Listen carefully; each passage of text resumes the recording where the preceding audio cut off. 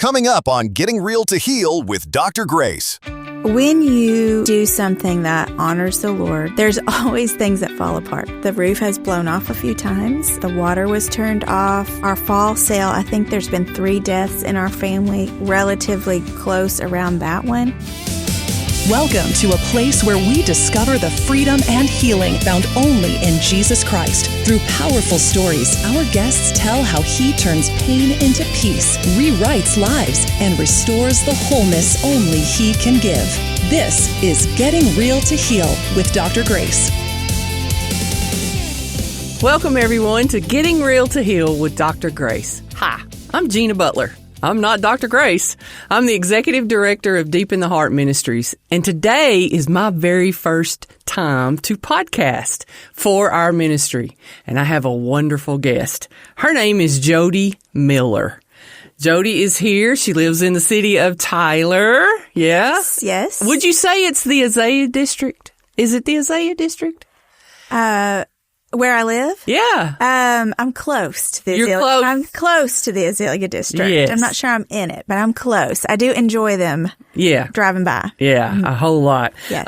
So how I came to know Jodi was, oh my goodness, 15 years. Yeah, long ago. 15 years ago. Wow. That's a long. Has it been that long? It has been that long. Okay. 15 years ago, we moved to Tyler, and I was in Canton one day, perusing all of the stuff. Okay. And found one of the little cards at a vendor there. Okay. That Yes. said Gresham Barn Sale. Yes. And I was like, oh, well, this looks fun, because at that point in my life, my kids were all gone. Callie was in college. Yes. I only had one grandkid, and she was 2 hours away. So I had a lot of time on my hands. Uh-huh. And so I thought, I'm going to look this place up and see where this is at. I'll just drive over there. Yeah. Well, it ended up being about 5 miles down the road from my house. Really close. It was really close. And it was the Christmas sale. It was the Christmas in the country sale. Yes. Awesome. Yes. And Yes. I remember walking in and just being amazed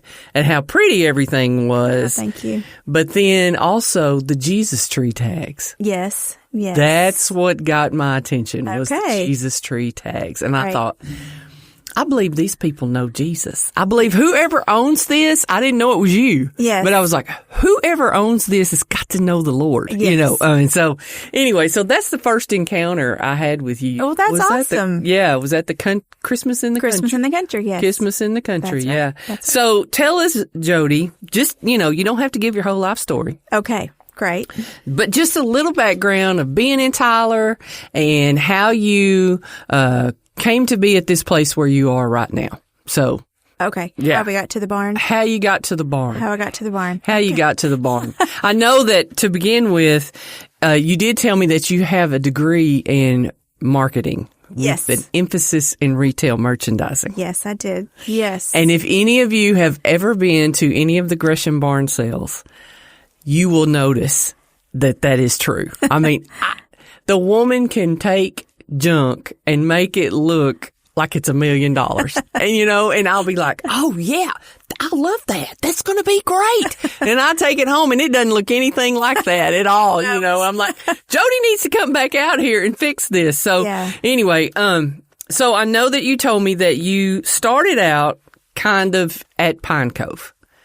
Yes. How did you end up at Pine Cove? Don't y'all have a history with Pine Cove, your family, just a little bit? Yes, we do. We do. My parents actually moved in,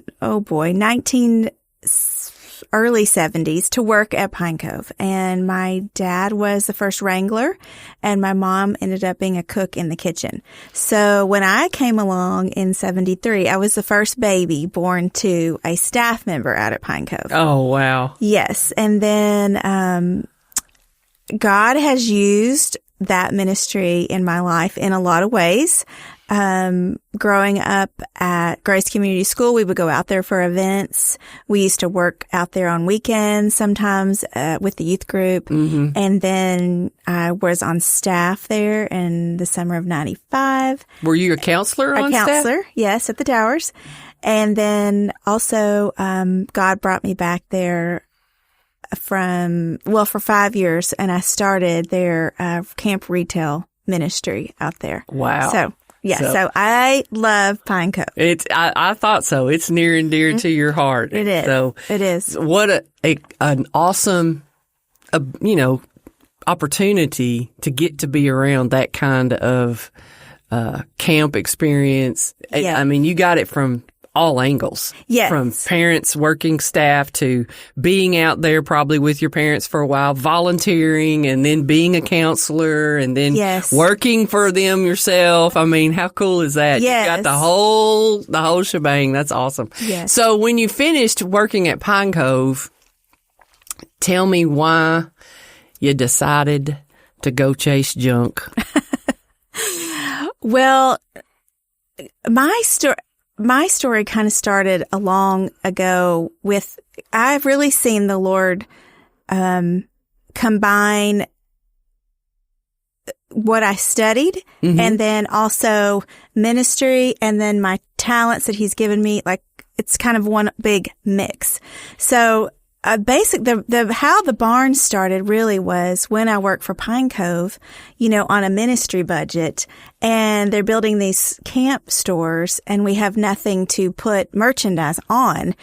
I was looking in the barns at camp, and I started going to Canton to buy tables or whatever we could use, for a reasonable amount. Mm-hmm. And that's when I really realized I really love old things and vintage things and things that look like they have a past and have character and they're unique. And so that's really kind of how I started loving. I had always liked old things, but that's really when I started buying them. Mm-hmm. And then the barn came about because when I finished working, in my years at Pine Cove, I met my amazing husband. Yeah, I was going to ask you about that. When did Mark come along in this picture? When did he come around? Jesus for Mark. Yes. Mark came along about mid of my years at working at Pine Cove. We got married and we had a baby very quickly. And so his desire and mine was for me to stay home, be a stay-at-home mom. Right. And I did have the privilege of going to a Christian school growing up, to Grace Community, and it was my really heart desire to send Rebecca to a Christian school. And the Lord just gave us one daughter, and so my husband said, if you can figure out how to pay the school bill, then she can go. Yeah. And so the barn started when I had her and stayed at home. One day I was flipping through a country living magazine and I saw a lady on the East Coast, and she had a barn sale. She merchandised it cute and just opened it seasonally. And I thought, that is an interesting idea. Both my parents grew up on dairy farms. Mm-hmm. We had horses growing up. So, the thought of going into a barn was not daunting to you. It really wasn't. It didn't bother you at all. Well, what made the barn that we currently use work is really that it had cement floors. Mm-hmm. So, it's a long story of how we got to the barn, but just know it was the God story. Mm-hmm. So when I saw the barn for the first time and realized that it had a cement floor, I'm like, well, this would work for retail. Mm-hmm. So, that's kind of how the barn started. Our daughter was the reason, just to pay the school bill, and God has just, blessed and grown it from there. Yeah, it is a really fun thing to do. Thank you. So I ask you, what led you to junk? So then you get all this junk, and one of my questions I have for you is, what is one of your favorite things you've ever found? In 19 years of digging around in other people's junk and treasures, what's one of your favorite things? Not your favorite, but one of your favorites. One of my favorite. Okay. Yeah, there's probably a lot of stuff that you found to be very interesting. Oh, goodness. A lot of things. One of my favorite things, I think that the most unique thing I've ever found was in a backyard here in Tyler, and it was plant stands that were in the shape of musical instruments, and they were huge. I've never even heard of such. Yes, they were huge. Tall as I am, and they were harps and saxophone, and there were several different ones. Mm-hmm. And so, I remember that some of them I sold to dealers that took them down to Round Top Burger, and resold them. And then the other pair, there's beautiful big harps, and a lady bought those for a church. Oh, for wow. the church to use for weddings, and they're gold and metal, and they were I've never seen anything like them again. Wow. That's cool. I don't know where they are today, but. So where do you go to find your stuff? Where's your favorite place to go to find your stuff? Well, now I can't divulge all my secrets. No, you cannot. No, you cannot. We don't want to know all your secrets. Honestly, I say God provides stuff to sell. I find it anywhere you could imagine, in our town, we do have several thrift stores. We're close to Canton. There's garage sales. There is estate sales. And honestly, we've been doing this long enough that people call me and have things to sell. And so that's really my favorite way. When they just say, hey, I have a house full of my grandma's stuff. Do you want to come look at it? Yes, I do. Yes, I do. Yes, I do. Yes, I do. I love to follow y'all's trips in the summer because you usually go somewhere far away and you take a trailer and you come back, with all these wonderful finds. Okay. Have you ever been dumpster diving? Should I admit that on a podcast? But yes, I have pulled things out of the dumpster before. I recall some really great green shutters one time. I've picked things up on the curb. Do you redo them or you just leave them as is? Well, that depends. That depends on the shape that they're in. Yeah. Most of the time, if they're in the dumpster, they're there for a reason. They probably need a little slicking up. Yeah. That's cool. That's cool. Yeah. So I know I get the privilege of helping you sometimes at the bar. Yes, you do. Thank you very much. And I'll never forget the day you asked me to come be a helper. I thought I had been asked to be, on TV or something. I was so thrilled because I love old stuff too. Yes. And, it is amazing to me, the group of women volunteers that you have out there. Yes. And I think it blows a lot of their husbands' minds. I know it does mine. He'll say, you're going to go work for 4 hours and not get paid for it? And I'll be like, yeah. Yeah, I am. Yeah. And this year, I think I worked the Christmas sale, and I told my kids and Shane, I said, I'm going to see my friends. I'm going to go chill and just be with old stuff and see my friends. So how does the Lord bring volunteers to you, or your workers or your barn girls? I think you call them the barn gals. Yeah. I mean, because it just can't be anybody. You've got to trust them. This is your part of your livelihood that you're trusting them with. So how do you find those people? Well, the Lord told me early on with the barn that the barn was supposed to be a blessing to everybody, not just me and my family. And so I kind of just on my radar look who the Lord sends. And usually they start out like you, where they're a customer. And they come and they come back and they come back and they love it. And I see them often. And then they say, do you ever need help out here? And that's always my key to kind of go, oh, okay. Well, yes, I do. And one thing about the Lord too, is he has given me tasks in life that are bigger than what I myself can accomplish. And so I have learned to take my hands off, to let him control a lot of that and who he sends. And so usually when the Lord sends somebody, they might just like people and they might like vintage, but they also might need a friend. They might need a group. They might need a community. And I don't always know what that need is. Right. And so it's just interesting to me. I just try to welcome people to the table and kind of let them see if they stick or not. And I'm always like, it's work. Oh yeah, you might be out here sweating with me or freezing with me or whatever. We never know what the weather's going to be. No, we never know. I mean, at the Christmas in the Country sale, we had shorts on. We had fans. It was the hottest ever. It was so hot. And then I think maybe the day I worked on Friday, it wasn't too hot. But when I came out on Wednesday for the early sale, it was hot. It was incredibly hot this It was incredibly hot. I was just like, and we're supposed to be in the Christmas spirit here? I know it. It's hard to sell Christmas at 80 degrees with fans on. I will tell you that. And plus we didn't get to have the Christmas music because we couldn't heard it anyway. I know. So, well, I think it's cool, the women that I've met out there. I mean, I've met people that I would have never known had I not come to the barn. And I could say that too. Right. Like, the Lord has started so many friendships for me. And I should say that my parents helped me start this too. And so my mom is still a huge part of the barn. And my dad is with Jesus, but they are relational and they taught me to be relational. And also that it's people over stuff and people over task.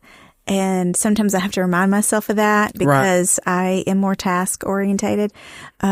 But people, we need each other, and we need, I mean, community is such an overused word. It's not my favorite word. Right. But I don't have a better word, but they need to feel like they can belong. And, so I hope the barn is a place that, people can gravitate towards and hang around. Well, and what is it? Once a year, twice a year, we get together. The barn gals get together. Yes.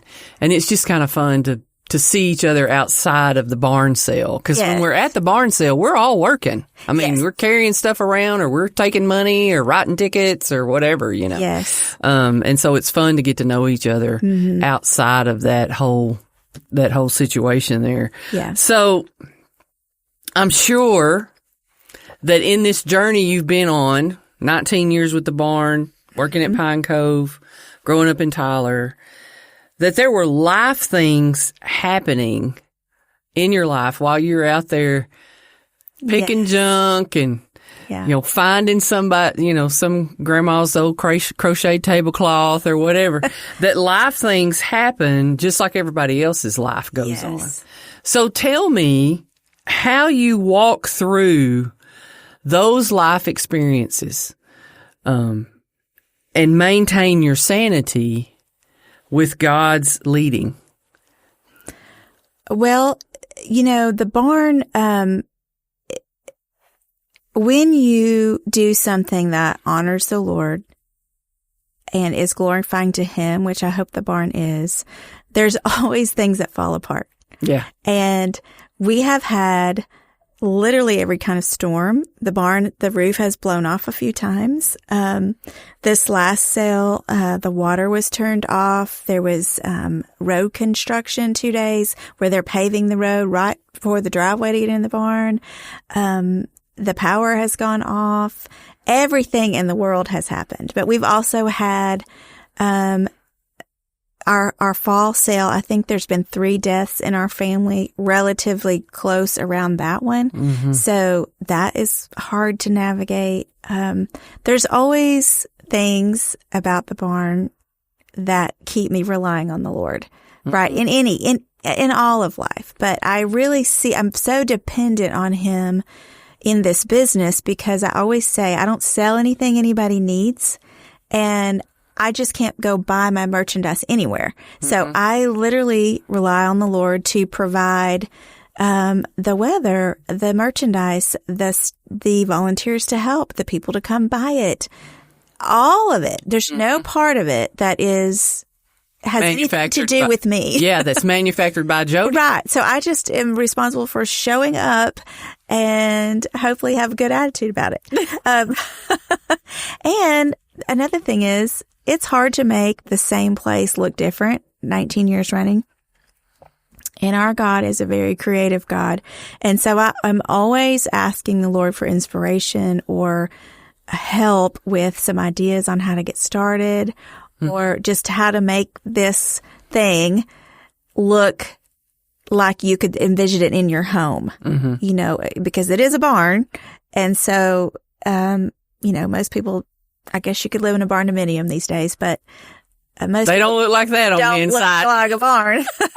They do not look like that on the inside. That's part of the work of it, but also, the creativity. And I do enjoy that part of it. And you're so good at it. But I'm always asking the Lord for help with that too. Right. So,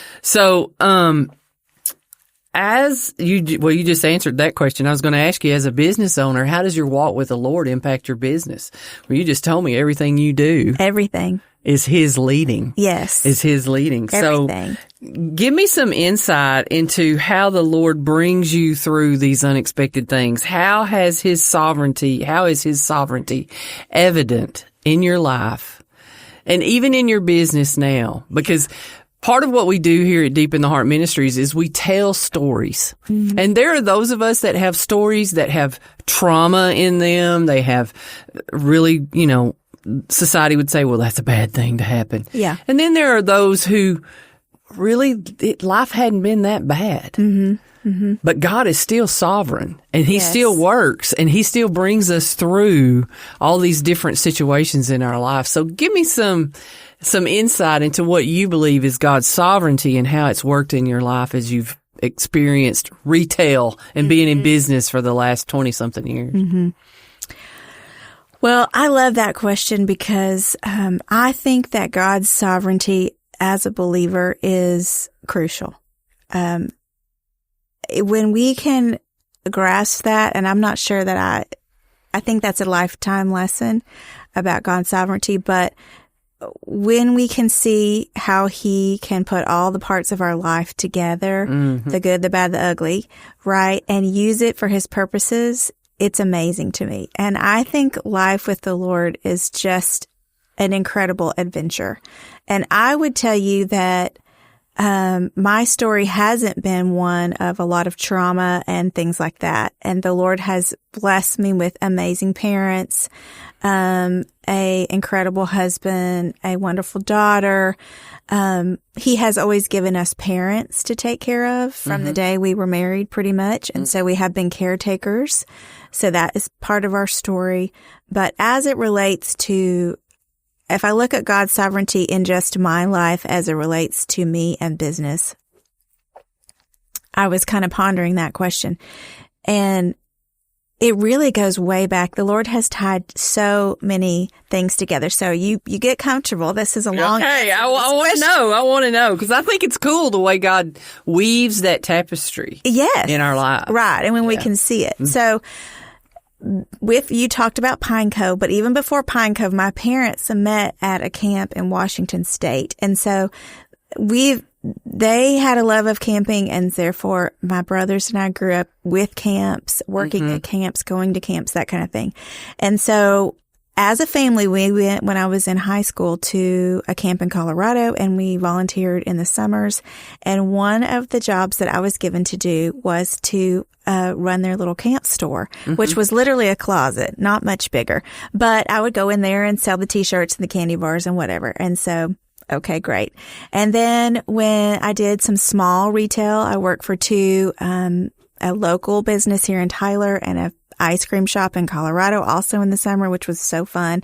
And so I got to see like the small business owners, like how hard they work, how relational they were, how they glorify God with their businesses, both believing believers. And I just stick that in my brain. So then I think that I'm going to be an art major. I took a couple classes, a couple hours at TJC, and I realized I have no ability really in that area. I better switch. And so, what I realized though is that I maybe could not create original art, but I could sell it. That's what I was good at. So I transferred to Texas A&M, and I got a degree in marketing with an emphasis in retail. And so, another part of my story that's cool is the summer between my junior and senior year is the summer that they all want you to do an internship, right? That is really stressed. Right. And I felt the pressure of, I need to do an internship because then I'm going to get hired by that company and there's a job.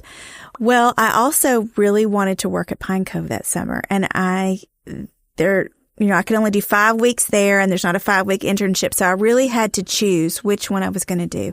And I just had prayed about it, and I really felt like Pine Cove was where I was supposed to go. So I interviewed with them, and I worked 5 weeks as a counselor. Well, just as the Lord worked it out, my very good friend at A&M had done an internship with JCPenney. And she was an all-star with JCPenney because her book that summer that she had put together as an intern won all the awards and everything. So when JCPenney came to recruit at A&M, since I was a friend of hers, I got an interview with them and I got a job offer. And I really think that that was just part of the Lord's favor. So out of college, I come home. They let me train in the Tyler store here. And just a plug for JCPenney, they have an amazing training program. Now, what it is today, I don't know, but they trained you to run your department like a store. So you learned all the different parts. So you hired people, you worked on advertising, you worked on the floor, promotions, I mean, you name it. And so then the Lord said, I am going to send you to Lubbock because they said, hey, if you want to keep working for us once you finish this training program, wherever we go, you have to go if you want a job with us. And they said Lubbock, Texas. And I cried for 3 days. Oh, my. I thought, nobody lives in Lubbock. Like, this is just on the way to Colorado. People don't live in West Texas, but I did. But you did. I did. And that was really a life lesson in obedience because I could have chosen to not work for them, get another job, whatever. And I just knew the Lord was saying this is a test of faith and obedience. How long were you there? I was there about 3 years. Wow. So it was, I'd say, single. Literally and figuratively the desert years of my life. God provided 2 amazing friends and but there was some hard years. It really was. And then as big companies do, they go through all these corporate restructurings. And so I thought, you know what? I just want to get closer to home. I don't really want to be a career woman. I don't want to be moved around all the time. And so just as the Lord worked it out, I talked to a gal who was on the board at Pine Cove, and she said, well, I really, really want to help Pine Cove start these camp stores at their camp, and that will fund ministry at Pine Cove. And Young Life does this, and they do a fabulous job. And so here's all these connections. And so I will never forget the day that I had an interview with the CEO at Pine Cove who was fairly new. And he said, okay, you get on the plane in Lubbock and you fly to Dallas Love Field where there's a Chili's and we'll have lunch. I'll drive there. I'll be in Dallas. I'll interview you. And then you fly back and, and so I was like, oh my goodness. And that day, that morning, I was reading through the Psalms, and this is my life verse that I have clung to since then. And it was Psalm 138:8. The Lord will accomplish what concerns me. Your loving kindness, O Lord, is everlasting. Do not forsake the work of your hands. And that verse has come back a lot when I have stated the Lord has given me big tasks. So I had an interview. I got hired at Pine Cove, and they literally, I think, sold 3 candy bars and a sweatshirt. I mean, they had nothing. When I say we started from ground zero, I mean ground zero. No, not buildings, not built, nothing. And I was hired in March, and we opened the summer end of May. It was wild. And so I just was young enough to not know what I didn't know. And I just thought, I can do it, and they believed I can do it, and so here we went. And God protects the idiots. That's what I say all the time. Well, I was an idiot. There's no, we just do it, and we're like, oh yeah, okay. yeah. That's a lot of work. It's a lot of work. Yeah. So but I was so thankful when I got to camp that I had been a counselor because then I could understand how the camp staff in the summer, just how they felt. I could relate to them. That was, there's things that are hard. It's hot. It's a very serving You're away from environment. From your parents and yes, it's fabulous, but it's hard. And so, I, again, was so thankful. And then I was very thankful for JCPenney because they had trained me on how to. When I had left JCPenney, I was buying for the children's department. Well, being single, not having kids yet, I had to learn that kids came in a million sizes. Exactly. They do. Yes. They do. And come in a lot of sizes. A lot of sizes. And so when I am buying for not only youth camps, but also family camps, every age, every gamut, So at Pine Cove, I knew the buying side, but I learned the logoed side of business, that we're going to stick Pine Cove on everything. Mm-hmm. And I also learned gift market. And so, now I had done small retail. I had done corporate retail. Now I'm doing, let's say, start from scratch retail there. And I will say, you know, I had help from the Young Life buyers. They really helped me. They had this program. It was a well-oiled machine. And so they were critical too. And the Lord, I think I worked like 80 days straight. I mean, it was a crazy summer. Wow. Wow. Right. And so then. Did you stay out at the camp or did you have your own place? No, I had a roommate. So I lived in town and drove back. But I was out there. You know, summers are just crazy. Oh, yeah. You shut the camp down on Saturday and you start on Sunday and we go again. Yeah, we lived out there close to Pine Cove when we first moved to Tyler. Okay. Yeah. And you could probably hear the kids at night. Well, we could get in our boat and go over there and oh, yeah. Because see them on the docks, weren't that far from where the camps were, so we could get in the boat and go over. And you know, there was a good skiing area right there in front. Right there on the cove. beach, on the cove, whatever that beach is there. That's right. That's where we'd go ski. I say I was eye candy. I did not ski. Well, and they had, I think when I started, there was 4 camps, and then there was like a second location on one of the camps. They had day camp back then. And then when I left 5 years later, they had acquired the Crier Creek property near Houston. And so there was a store there. So I think I was buying for 6 at that time when I left, something like that. But anyways, it's amazing now to me to look back and think God did that. You know, God used me to do that. So that was really fun. And then, and I also felt like, honestly, I had never worked harder than I did for Pine Cove, but it was a place of blessing because I had been obedient to go to Lubbock and learn what I needed to do. And I realized God had to teach me a lot of things. I couldn't have missed that Lubbock step. Right. That was very needed. Right. When I'm responsible for, you know, ministry dollars and things like that. So then I end up, again, as stated before, I was going to Canton to buy tables and whatever I could find for a bargain. And I started selling stuff at Canton. So I started a little Canton business. I didn't know that part. Yes. You know, if you've lived in East Texas at some point in your life, you might have sold things at Canton. Everybody seems to have had a little Canton story, but I did that for about 2 years. I was buying things from market and mixing in old things that I would find at garage sales or wherever. And then I got married and had a baby and realized, Canton is every 3 weeks and this is hard and this does not work. Canton is no place for a baby. No place for a baby. No place for a baby. Agreed. So the Lord brought somebody again to buy the entire business that I had, a trailer, everything. So I sold that. And then I actually did a little stint at working for In Pursuit Promotions, which sold promotional items and mostly to camps. So again, God used that connection there that I understood what they needed.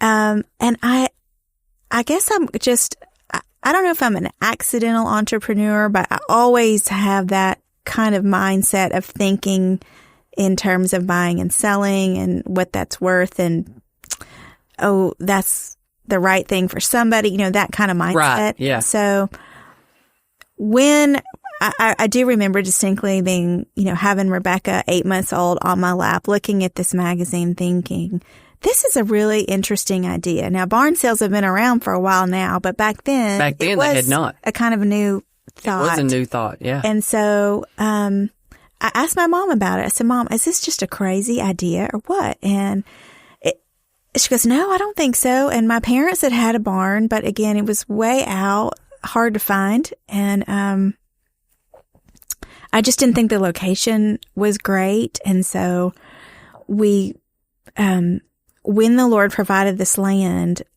it was kind of through my parents and they lived on a house that the land was currently a part of the land. It's not now, but it was then. And so my mom had said to the owners, Jodi's looking for a barn to have an antique sale. And so they're like, well, go look at it. We love antiques. And so when I saw the concrete floor, because it was an old horse barn, it had stalls, and I thought, but it hadn't been used for a while. It didn't smell like a horse, but I thought, okay, this could work. And so I'll never forget, when they said yes, and I had sold all my inventory. So I literally had nothing. You had to start all over. I had to start all over again and just started buying. And that very first sale, what we sold could have fit in the, one little bitty section of the barn. I really spread it out, and it was cold. We did it in March for some odd reason. I don't know. I never did another March sale, but it snowed. Oh boy. The day before, and which is rare for Texas. But anyways, God started the next 19 years of Vintage and Company. Now, you mentioned Gresham Barn Sale. That was actually what we called it, but it's never been the name of it. Right. So, yeah, your business has always been Vintage and Company. But yeah, so, and the Lord has just grown it to, we've kind of maxed out the barn. We have 2 tents outside at our big sales that we have some vintage resellers that join us. And God really has, again, created community out there that I did not expect. But again, as it grew, it was too big for me to do by myself and with my parents. And so the Lord has just always sent help, in the form of people. Yeah. And people that love old things and appreciate old things, are special because they also appreciate people. Yeah. I think. And so that is, do you think that we key. tie things to people? Is that why you think there's such a nostalgia? Because I know that when I go out there and I see something, I'm like, well, I was at my grandma's house. Yes, yes. And so we tie that object, whatever it is, to that relationship that we remember or whatever. Yeah, it's not really about the stuff. You're right. It's about the memory, about the person, about the time spent around the table, the meals, something like that. It's just an appreciation of the past. Mm-hmm. And the past is usually people. Yeah. So yeah. I think that's so what do you think? I mean, we're still going strong here. 19 years at the barn, and you talk about God's sovereignty in your life. If you could go, okay, in the next 10 years, this is where I want to be. If I could dream. If you could dream, what does that look like? What does that look like? Well, I'll be honest, the barn is aging as myself is aging.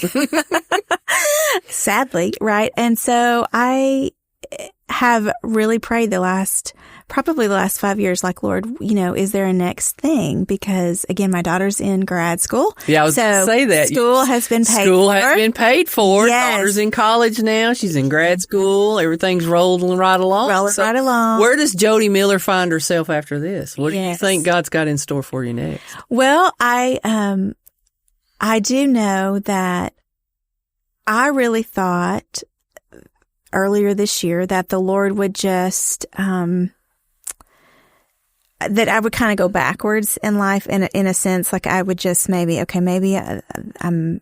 the barn is getting a little too hard. And so I'm going to just move my stuff in a storage building and sell out of that. Something like that, because we just do sell occasionally. Like we're not open all the time. So make that clear. Yeah. We actually sell 8 times a year with different seasonal events.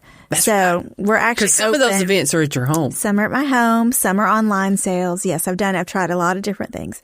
And so I kind of thought I'm just going to, take a step back. Mm-hmm. And I had really prayed by the end of the year in 2025 that the Lord would show me what was next. Mm-hmm. And maybe it wasn't the barn, maybe it wasn't selling. Lord, do you have something else? I've just been praying about that.